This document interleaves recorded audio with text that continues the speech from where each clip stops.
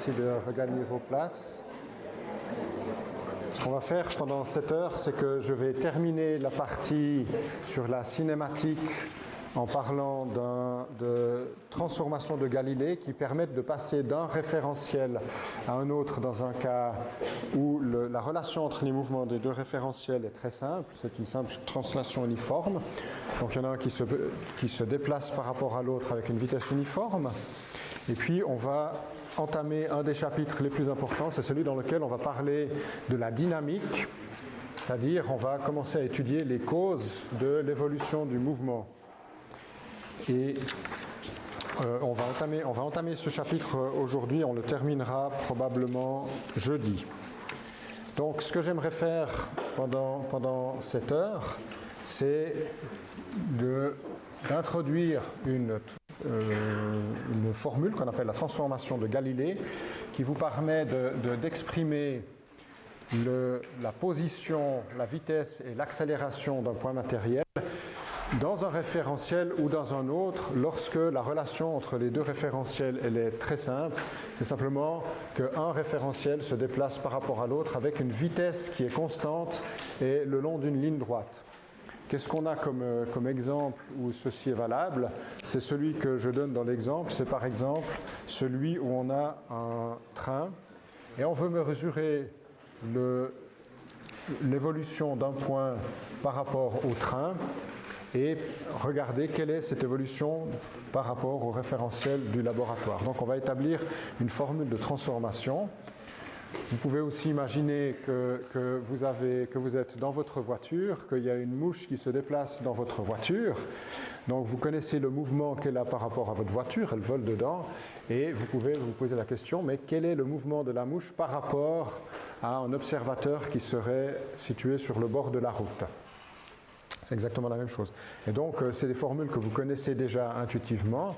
Il suffit pour la position de rajouter la distance qu'il y a entre le point de référence dans le référentiel du laboratoire ou au bord de la route et votre voiture.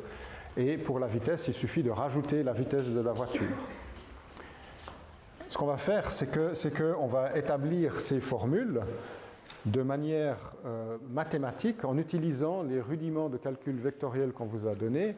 Et vous allez voir que c'est très très facile de passer d'un référentiel à l'autre, même si la figure que je vous présente ici, elle est un petit peu compliquée. Donc alors, ce que je fais comme hypothèse, c'est qu'on a un référentiel qui est immobile, que j'ai dessiné ici en bleu, avec un repère que j'ai appelé OX, OEX, EY et EZ. Oups. Et puis,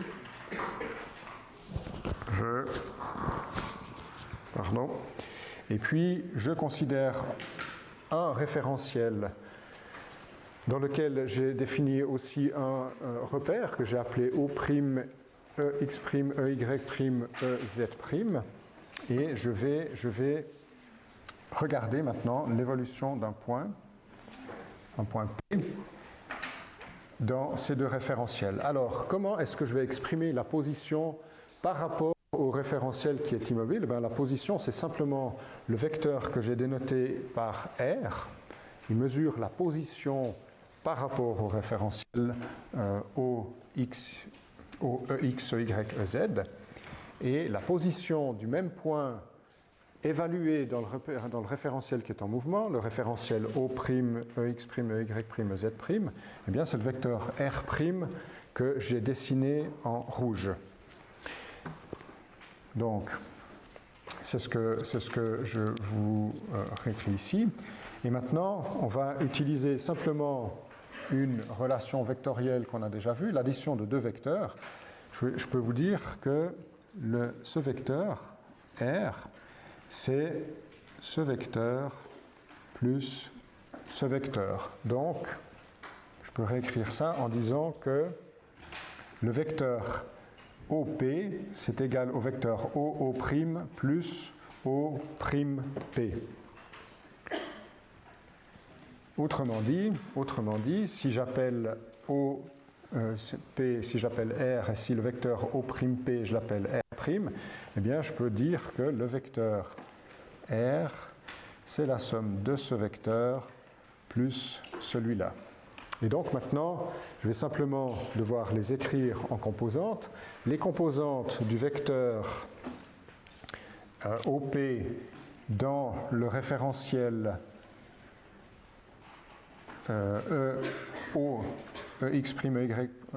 OEX, Z, je les appelle X, Y et Z. Je les ai dessinés ici, donc la grandeur X, c'est celle qui va entre là et là.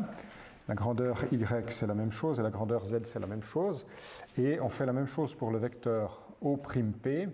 J'ai donc une grandeur X' qui est simplement celle-ci. Et donc maintenant, je vais écrire le tout en composantes. Qu'est-ce que ça va me donner? Je peux dire simplement, donc je réécris cette formule en composantes. Ça me donne trois équations. La première, c'est x' est égal à x moins u fois t. Alors qu'est-ce que c'est u fois t? C'est simplement le vecteur qui est entre O et O'.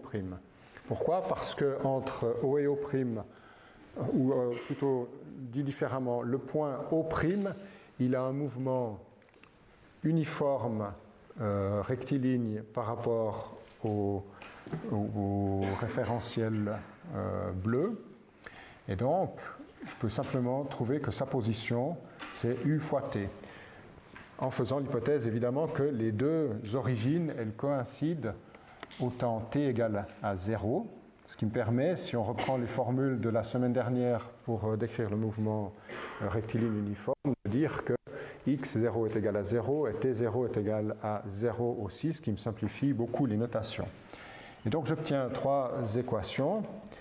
J'ai fait l'hypothèse, j'ai oublié de le mentionner, qu'on a aligné le vecteur, les vecteurs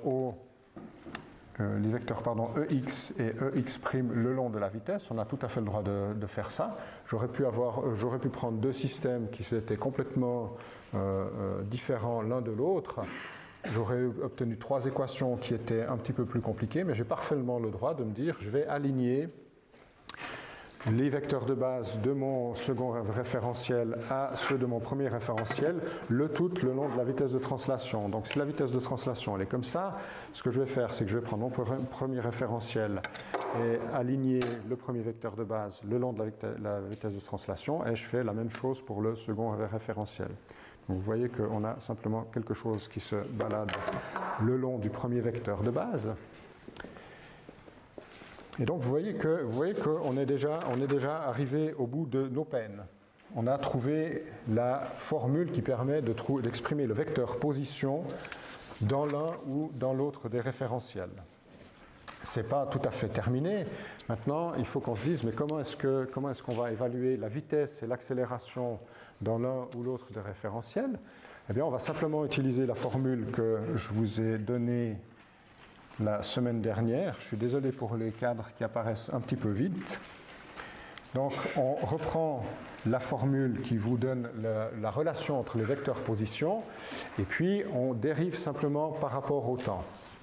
Je dérive des deux côtés. Vous voyez que si je veux trouver la position exprimée dans le référentiel bleu, dans le référentiel fixe, eh bien je dois dériver sa position. Ça va me donner dr sur dt.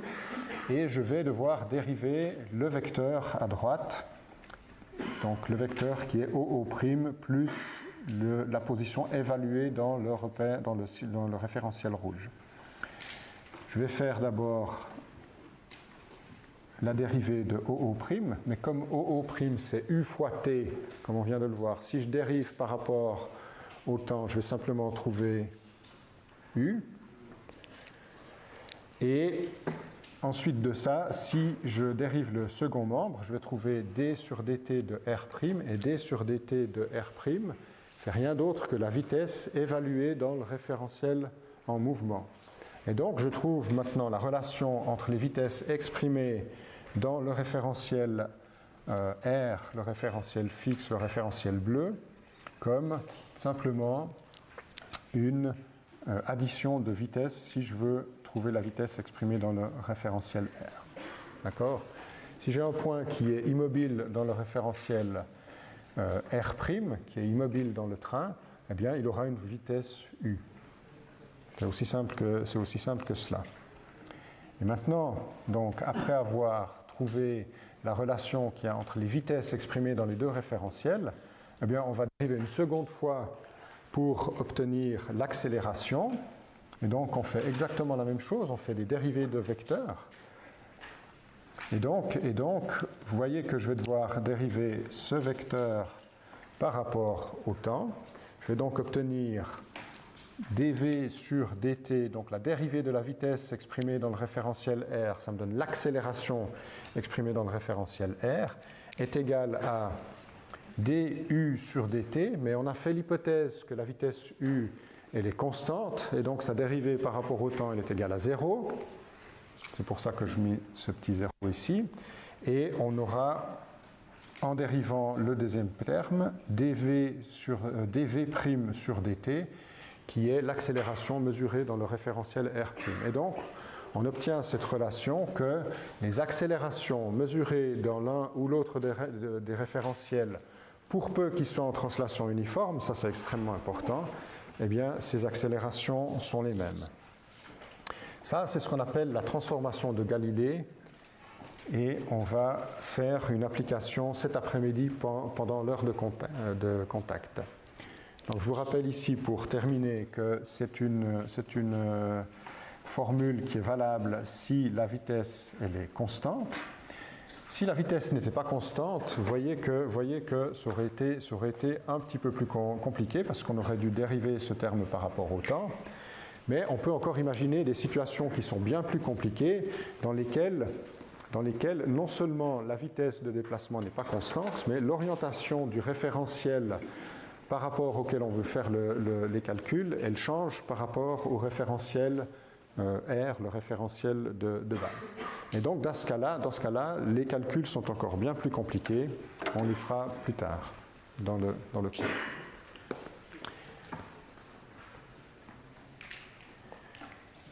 Alors, encore deux petites remarques pour terminer. On a fait implicitement l'hypothèse que le temps s'écoule de la même manière dans les deux référentiels. Lorsque on est dans des situations où notre voiture ne va pas trop vite, c'est évidemment valable, mais dès que la vitesse de translation entre les deux référentiels s'approche de la vitesse de la lumière, c'est quelque chose qui n'est plus vrai, qui n'est plus tout à fait vrai, et on doit introduire des corrections, on doit introduire ce qu'on appelle des corrections relativistes, qui expriment le fait que la vitesse de la lumière mesurée dans n'importe quel référentiel est toujours la même. Alors ça, vous n'avez pas besoin de vous en rappeler maintenant, c'est l'introduction c'est le principe de la relativité restreinte que nous ne verrons pas dans ce cours. Mais tout ça, il faut savoir qu'il y a une limite de validité, et la limite, c'est si la vitesse est beaucoup, beaucoup plus petite que la vitesse de la lumière. Comme la vitesse de la lumière, c'est 300 000 km par seconde, on a quand même de la marge. Voilà, donc on va pas plus tard que cet après-midi, on va voir un exemple de ces transformations. On va faire deux petits calculs. Vous verrez que ça permet assez vite de faire des calculs qui sont intuitivement assez compliqués. Et maintenant, je vais tout de suite passer à la dynamique.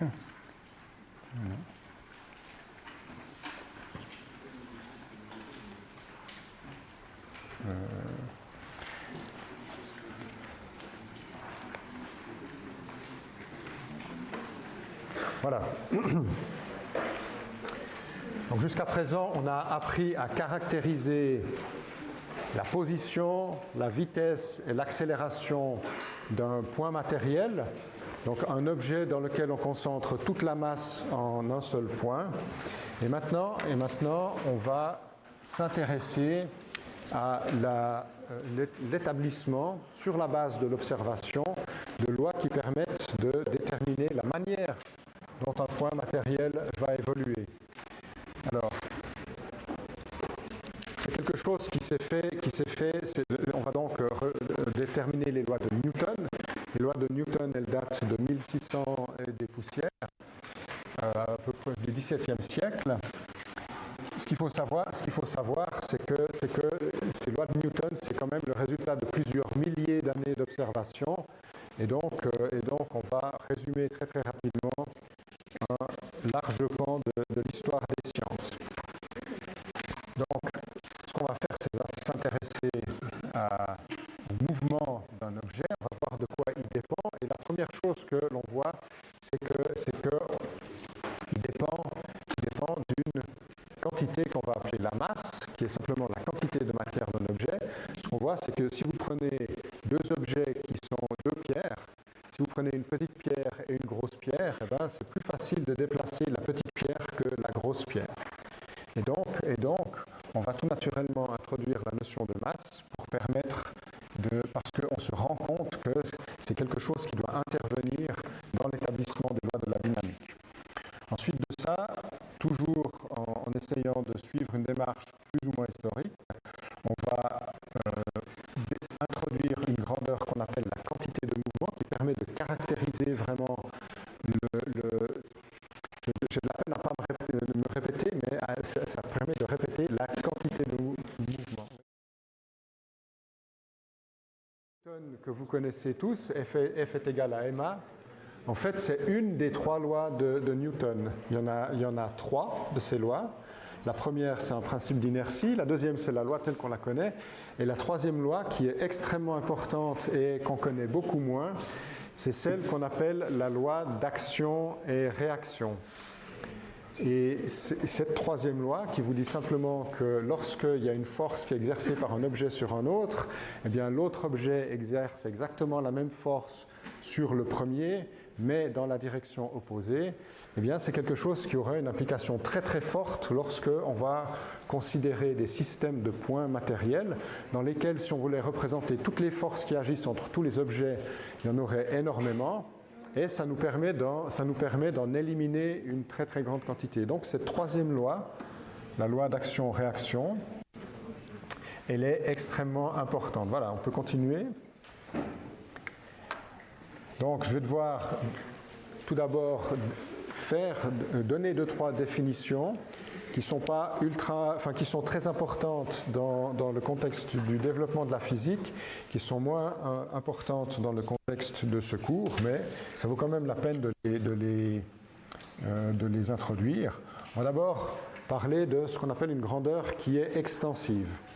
Et je lis la définition ici, c'est une grandeur qui, pour un ensemble d'objets, est égale à la somme des grandeurs prises pour chaque objet. Qu'est-ce que ça veut dire? Je pense que le plus simple, c'est de donner des exemples.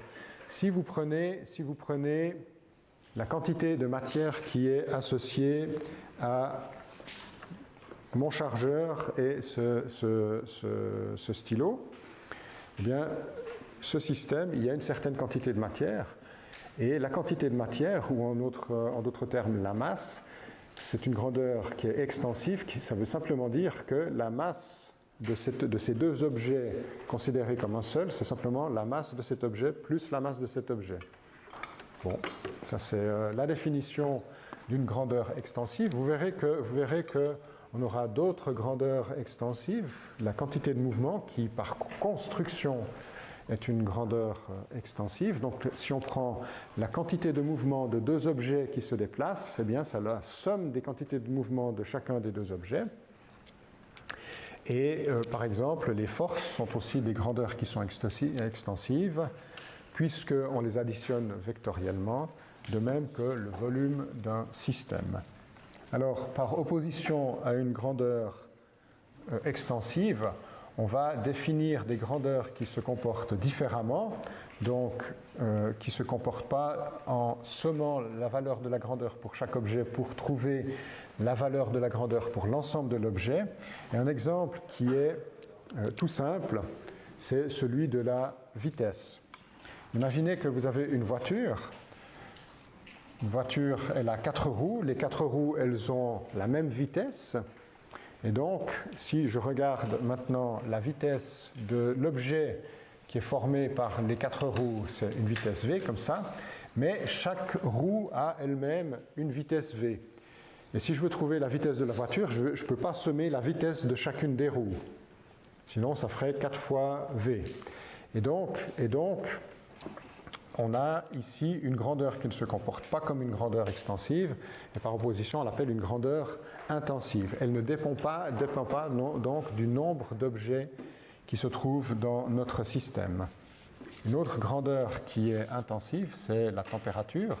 Je prends la température d'un objet et la température d'un autre objet. Si je les mets ensemble, ces deux objets auront une certaine température, mais ce ne sera pas la somme des températures des deux objets. D'accord?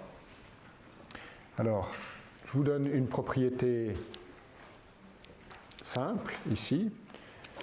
Là aussi, c'est vraiment dans le contexte de la détermination de la quantité de mouvement que nous ne ferons pas que cette propriété elle est intéressante. Mais je vous dis simplement que si on a deux grandeurs qui sont extensives, eh bien le rapport entre ces deux grandeurs est une grandeur qui ne va plus dépendre du nombre d'objets. Comment est-ce qu'on fait pour démontrer ça? J'imagine que j'ai un système qui est formé d'un certain nombre d'objets. Ici, j'en ai pris n, et je considère deux grandeurs qui sont extensives et qui caractérisent ces objets.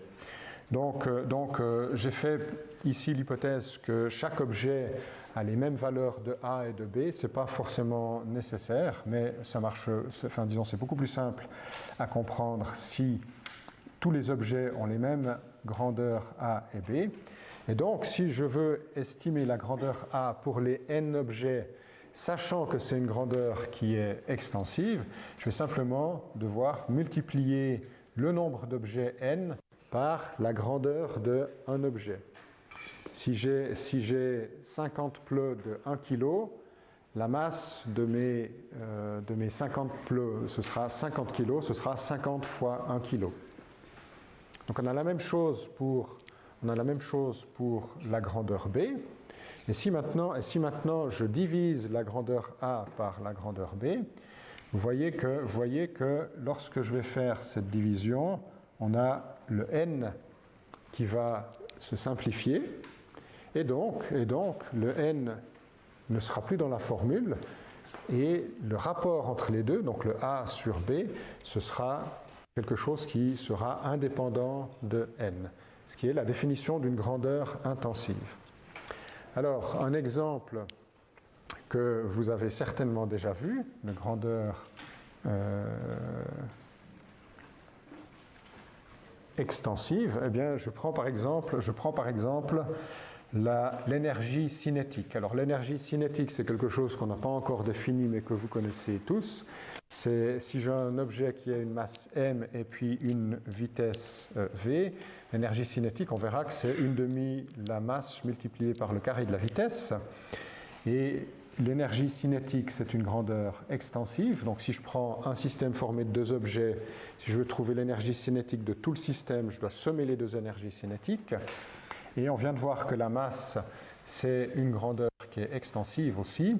Et vous voyez que si je divise l'énergie cinétique par la masse, eh bien je trouve que c'est égal à 1/2 v carré, dont on a vu que c'était une grandeur intensive. Et donc on a de manière très très simple démontré que ce qu'on voulait voir. Alors, je vous ai parlé de masse, je vais passer très vite dessus si je veux avoir le temps de faire les petites expériences que je voulais faire. La masse, c'est simplement la quantité de matière. L'unité de la masse, c'est le kilo. C'est une grandeur qui est extensive. C'est une grandeur qui est scalaire, évidemment. Elle n'a pas de direction. La masse, ce n'est pas un vecteur. Et c'est une grandeur qui est dans la grande partie des applications que nous allons voir qui est conservée. Ce n'est pas toujours le cas, hein, mais dans les applications qu'on va voir, c'est une grandeur qui est conservée.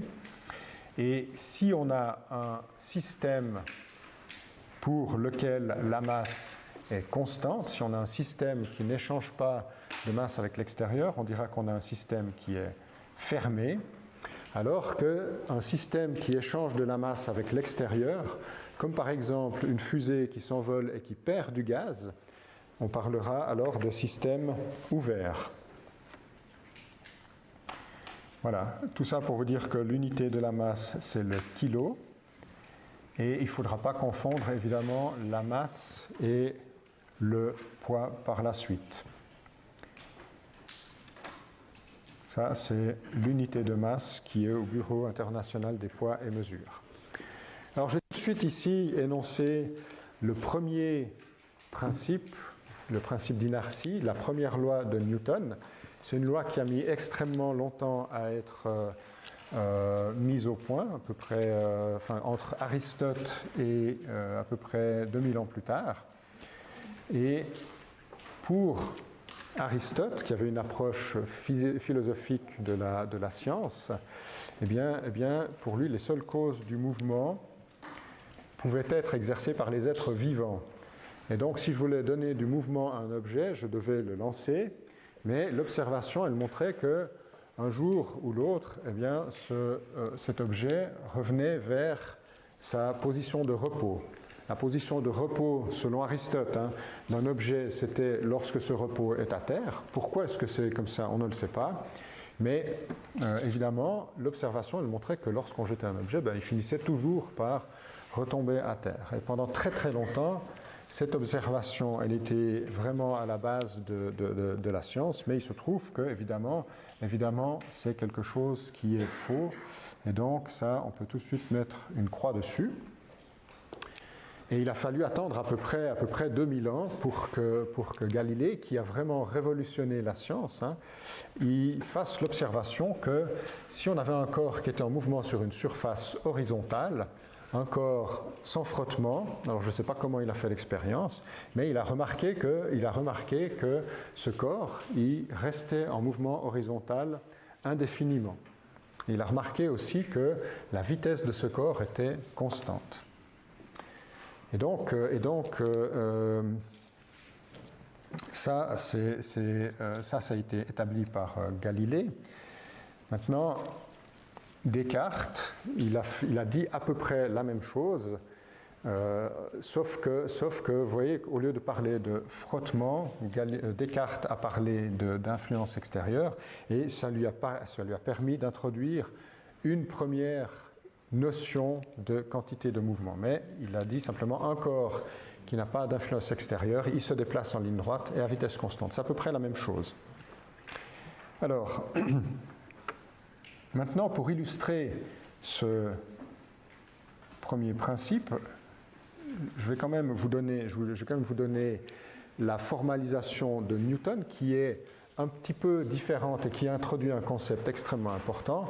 Newton, il a dit « tout corps persévère dans l'état de repos ou de mouvement rectiligne uniforme, sauf s'il y a quelque chose qui fait changer ce mouvement, et ce quelque chose, il l'a appelé force. » Ça, c'est vraiment le coup de maître de Newton. Il a introduit la notion de force.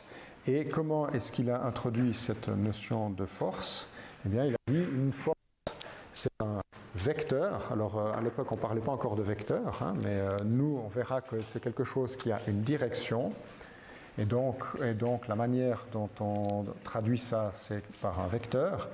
C'est une grandeur qui est extensive. Si on applique deux forces, c'est comme si on appliquait une force de la somme des deux. Et c'est quelque chose qui modifie l'état de repos ou de mouvement uniforme d'un objet. Et ça, c'est extrêmement important.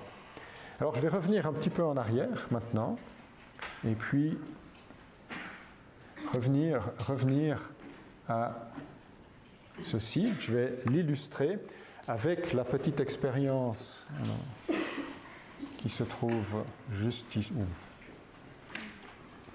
Je comprends plus. Non.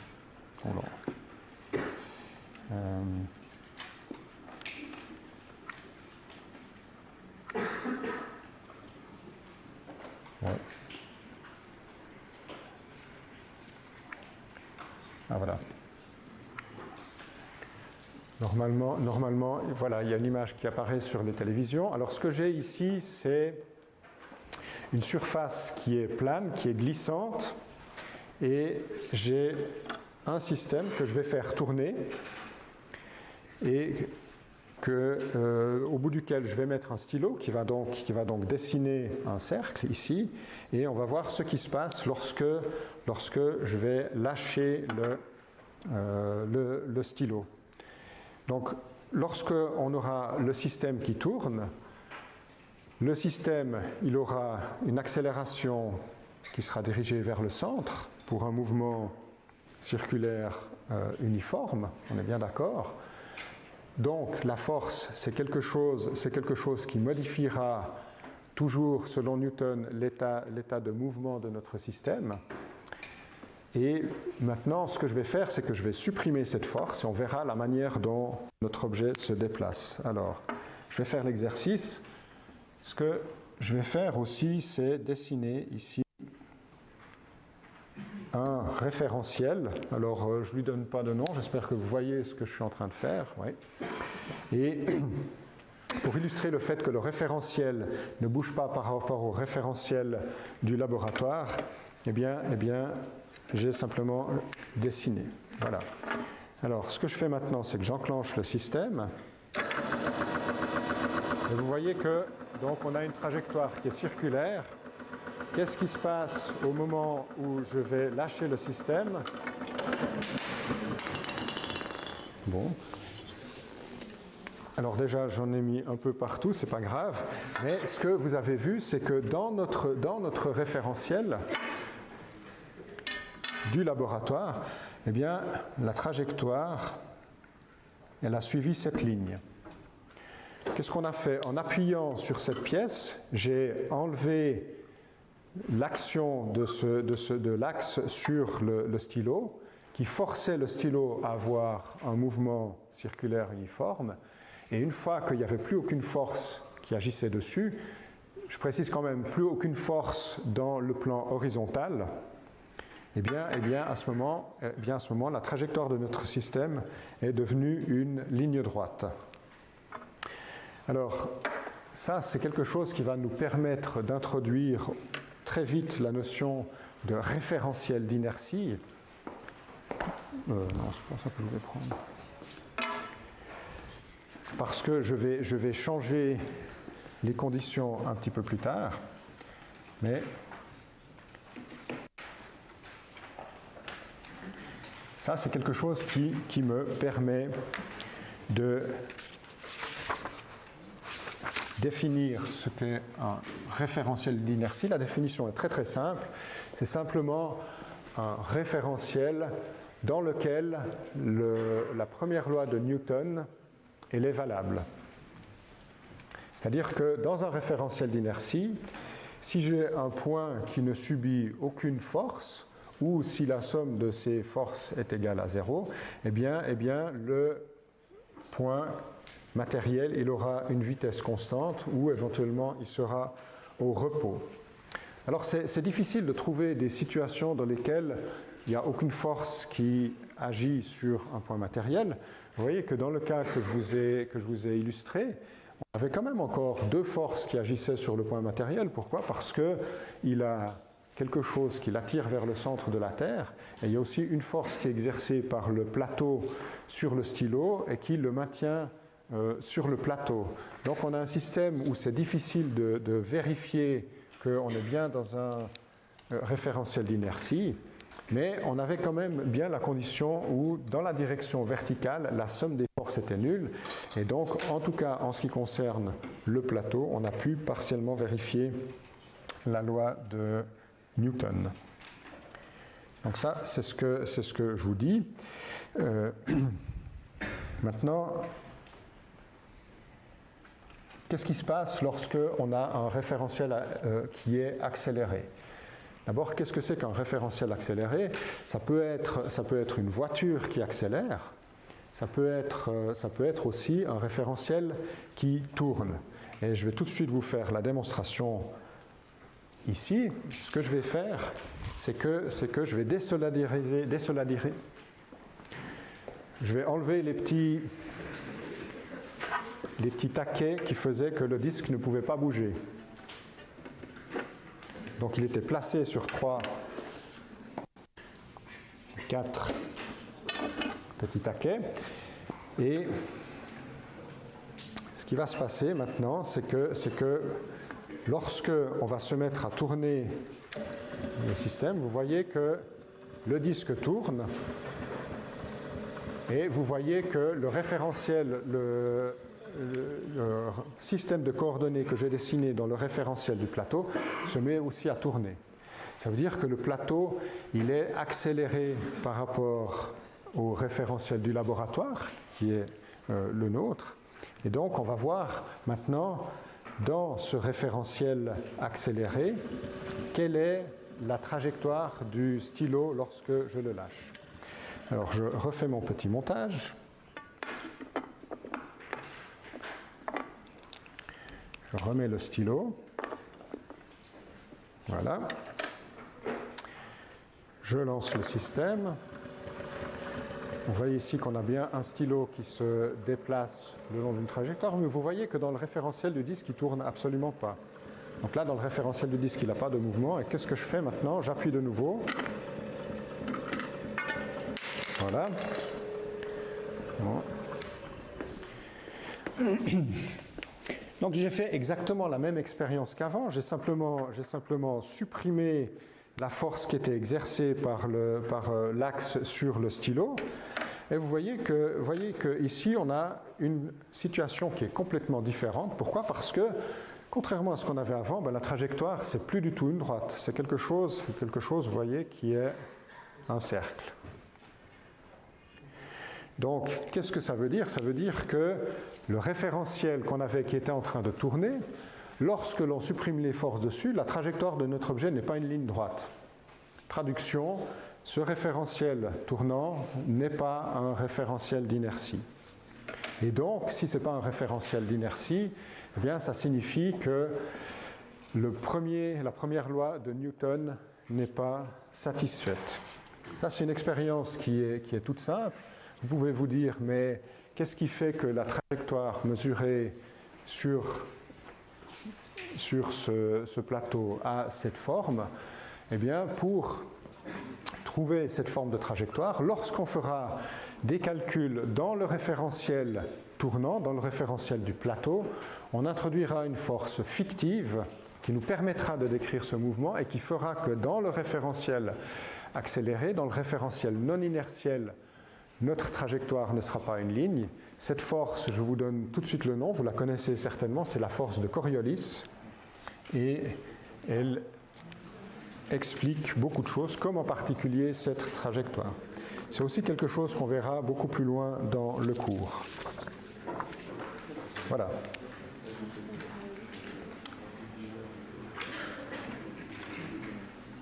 Donc vous voyez que pour définir un référentiel et se dire on a un référentiel d'inertie, un référentiel dans lequel si aucune force n'agit sur l'objet, eh bien il se déplace en ligne droite, eh bien il faut faire très attention et il faut faire des approximations. Une très bonne approximation, c'est très souvent que le laboratoire est un référentiel d'inertie. Comme je vous l'ai montré, si je prends un objet qui glisse sur le sol et qu'aucune force n'agit sur cet objet, mis à part dans la direction verticale, bien évidemment, eh bien cet objet va se déplacer en ligne droite. Si je voulais faire changer cette ligne droite, il faudrait que j'applique une force dessus, soit en soufflant, soit en tirant, en faisant quelque chose. Mais bon, donc maintenant, si on regarde d'autres types de mouvements, si on regarde à une échelle un peu plus grande, eh bien, ce qu'il faut voir, c'est que la Terre, elle tourne sur elle-même. Et donc, ici, toujours, si je suis dans le référentiel du laboratoire, mais que je veux calculer quel est mon mouvement par rapport à la Terre, je vais devoir tenir compte du fait que le laboratoire, il a un mouvement circulaire dans le référentiel qu'on appelle le référentiel géocentrique. Et donc, dans le référentiel de la Terre, on a un mouvement qui est circulaire, le référentiel du laboratoire est accéléré par rapport au référentiel géocentrique et il va se passer exactement la même chose que la situation que je viens de vous décrire. On va devoir introduire des forces qui permettent de décrire le fait que notre mouvement dans le référentiel du laboratoire ne serait pas exactement une droite si si on arrivait à faire en sorte qu'il n'y ait vraiment aucune force. Et même chose si on regarde à une échelle encore plus grande. Donc on a que le référentiel du laboratoire, il tourne autour de la Terre, mais la Terre elle-même, elle tourne autour du Soleil. Et donc on devrait encore compliquer le mouvement et introduire encore une force d'inertie qui serait liée au mouvement du Soleil autour de la Terre. Et là, ça deviendrait compliqué, parce qu'après ça, on peut encore aller plus loin. On peut dire, oui, mais le Soleil, il tourne autour de la galaxie. Et puis on peut dire, mais la galaxie, elle tourne autour du centre de l'amas de galaxies dans lequel nous nous trouvons. Donc, finalement, on a des mouvements qui sont extrêmement compliqués, mais fort heureusement, on va très souvent, dans notre cas, rester au niveau du référentiel du laboratoire, ou éventuellement au niveau du référentiel héliocentrique, donc celui qui est centré autour du Soleil. Oui. Mais du coup, le référentiel du laboratoire par rapport à l'héliocentrique, il est comment? Alors, la question c'est, le référentiel du laboratoire par rapport à l'héliocentrique, il est comment? Eh bien, le référentiel du laboratoire n'est pas un référentiel d'inertie si on considère que le référentiel héliocentrique est un référentiel d'inertie. En admettant que j'aille de plus en plus loin, si j'arrivais à trouver, j'y arriverai pas, mais si j'arrivais à trouver un référentiel dans lequel l'univers est fixe, à ce moment-là, la galaxie qui se balade dans l'univers ne serait pas un référentiel d'inertie, le référentiel héliocentrique ne serait pas un référentiel d'inertie, et a fortiori. Donc ça dépend à quel point vous mettez la limite pour avoir un référentiel d'inertie. C'est soit d'inertie, soit accéléré, il n'y a pas un troisième. Alors, vous pouvez avoir des référentiels qui sont en translation uniforme. C'est des référentiels qui sont en mouvement les uns par rapport aux autres, pour lesquels la loi de transformation elle est beaucoup plus simple. C'est celle qu'on vient de voir. C'est la loi de la transformation de Galilée. D'accord ?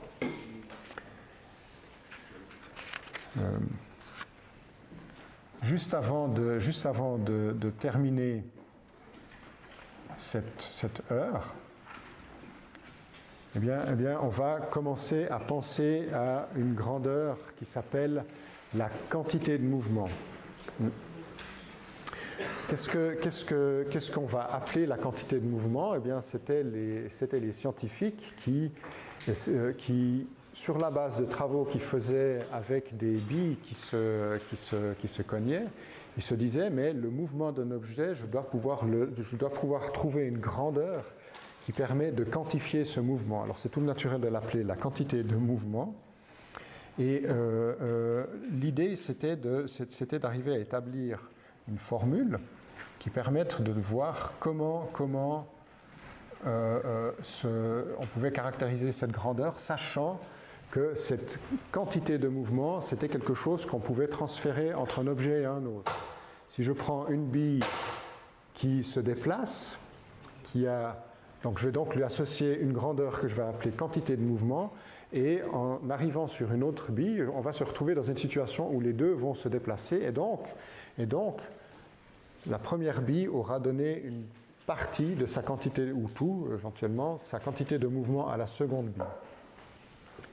Et l'idée, c'était de pouvoir trouver une grandeur qui était conservée lorsque on avait des chocs entre billes, et je précise des chocs élastiques dans les travaux qui ont été faits par différentes personnes. C'était avant tout Descartes, Huygens et Newton.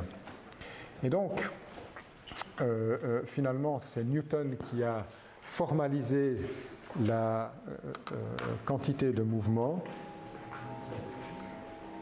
Et comme j'en ai encore pour 5 minutes, je vais vous laisser là et je recommencerai exactement à ce point-là jeudi matin. À tout à l'heure.